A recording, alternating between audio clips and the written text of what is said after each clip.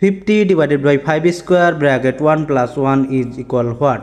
Here this 50 divided by this 5 square gives us 25 times 1 plus 1 gives us 2. Here 50 divided by 25 times 2 gives us 50. Here 50 divided by 50 gives us 1, but it is not correct. Now I will apply PEMDAS rule to solve this math correctly. Here PEMDAS, PEMDAS. According to PEMDAS rule, at first we have to work with parentheses, then exponent, then multiplication or division, then addition or subtraction. Remember, multiplication and division have same priority. For this we have to work left to right, and addition and subtraction have same priority. For this we have to work left to right also.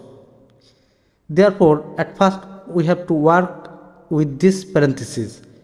So here 50 divided by this 5 square times 1 plus 1 gives us 2. Now I have to work with exponent. Here 50 divided by this 5 square gives us 25 times this 2.